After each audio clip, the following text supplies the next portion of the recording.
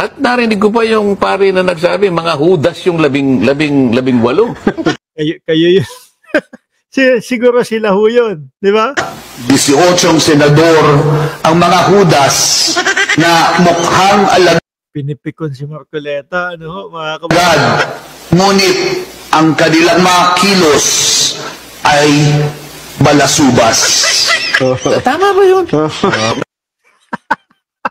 Napikon no? Ngayon, no, mga bossing, balikan ho natin si Bato de la Rosa. No? Bumalik ho tayo kay Tobats. Ngayon, mga kababayan, nasa na kaya talaga si Bato de la Rosa? Kasi yung pinakita ko sa inyo na nagmamano, luma na pala yun. No? Yung pinakita ko sa inyo na merong hawak ng Santo Niño, luma na din ho pala yun, mga bossing. Ano? Tingin ko, matatagalan ng lumabas yan si Bato de la Rosa. Kasi maninigurado na yan eh. Maninigurado na po. Bakit mga kababayan? Any moment kayang arestuhin si Bato de la Rosa eh. Kapag kayong natsyempohan, nakita si Tobats nandoon. Tapos hawak na po ng PNP yung mismong warrant of arrest. Kasi ano sabi ng ICC? Sikreto na. Hindi na basta-basta ilalabas yung mga warrant of arrest. Lalo na dito kay Bato. Dahil nga may tendency na magtago ito. Di ba? Sabi ni Elena Capistrano, nagtago po sa kabundukan. Si Boss nagtago po sa kabundukan po, Boss Mark. Kala ko ako magtatago eh. Si Bato. Di ba? Biruin nyo, yung kay dating Pangulong Duterte, hindi pa siya yung kuhulihin nun, pero nagtago na. Nasa bunker ni Kibuloy? Pwede. No? Kasi ilang araw na hindi pa lumalabas eh. Ang tanong ho, mga bossing, hanggang kailan magtatago si Bato de la Rosa? Hanggang o kaya ilang buwan magtatago si Bato de la Rosa, mga bossing? Kasi ang sinasabi ho eto sandali, pakita ko ulit sa inyo. Ang sinasabi ho kasi, mga boss Chipamo sir, nung lawyer ni Bato de la Rosa ay hindi naman daw po nagtatago talaga si Batorni, mga bossing, kundi hindi lang daw talaga available si Bato. Ayan alam nyo kung sino to? Walang iba kundi si Torion. Pakita ko sa inyo. Ayan, Ano sabi? It's not a surprise fact if he is making himself not available at the moment, but that does not mean that he is in hiding. Biruin mo yun. Sabi ko nga sa inyo, doon sa Mark Ramos, ginamit na ho ito ni Torion kay Buloyski. Di ba? Nung hinahagila, pinahanap po si Buloy, eto pong lawyer na to na si Torion ang nagsasabi na, naku, si Kibuloy hindi po nagtatago. Kaya lang, ginawa niya lang po ang sarili niyang hindi available.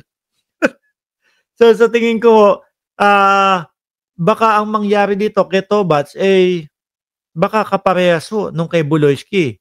Sabi ni Manolito Enriquez, mayroon na ngang warrant mark pero ang term na ginamit ni DILG Remulla is unofficial pa raw. Yun. Ganyan din sinabi niya nun kay Kibuloy. Oo. Kaya baka kung ganito din po ang sinabi niya kay Kibuloy, baka ganito din po ang maging ending ni Bato de la Rosa. Di ba? If ever naman madala doon po sa ICC si Bato de la Rosa. Nako, dapat po magsaya ang mga DDS. Unang-una, magkakaroon na po ng kasama ang dating Pangulong Duterte. Di ba? Pangalawa, mag-e-enjoy sila doon.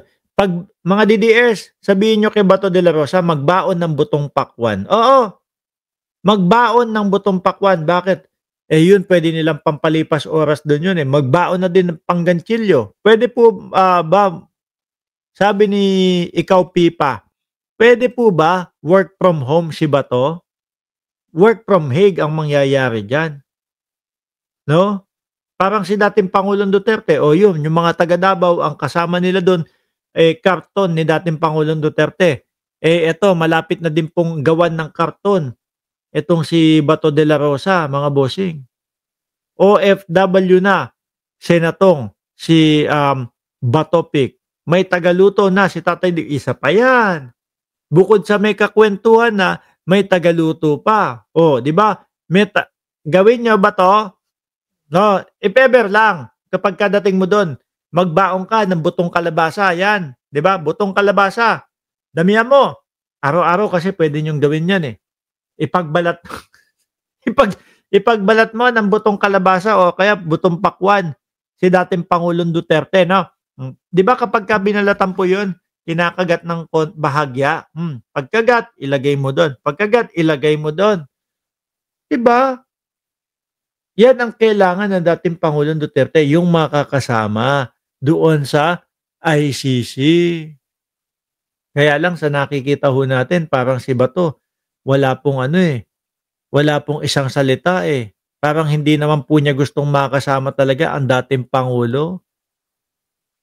Oh, hanggang ngayon tingnan nyo ano pa lang, kumbaga usap-usapan pa lang. At sinabi nga po ni Boying Remulla, unofficial pa lang, pero nagtago na.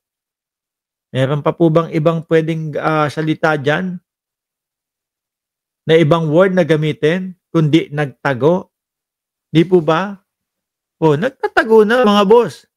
Ngayon, yung sinasabi ni Torion na hindi lang daw siya available, niloloko nyo kami. Di po ba, mga kababayan? Niloloko nila tayo. O, asan pa ba dito? Kiko, walang trabaho kaya nag-congressman. PBBM. Ito, ipapakita ko na din sa inyo to mga bossing. No? Yung na-discover ng ating Pangulo sa DPWH, ipakita ko na din sa inyo. Kanina pinakita ko to doon sa Mark Ramos channel eh. Ngayon, PBBM, ito biruin nyo. Nakatenga lang. Mga nakatenga, yung mga yung mga heavy equipment daw ho, mga bossing, na galing po sa World Bank, hindi daw po ginamit simula 2018. Tinengga lang po nung dating presidente. Nakatenga lang doon sa warehouse nila ng DPWH at never nagamit. Dahil kailangan daw itago for the big one. Pero ito na yata yung big one when it comes to flooding. Ano pang inaantay natin? Kaya ilabas na natin lahat, gagamitin natin lahat yan. Plus, merong augmentation from, again, the private sector.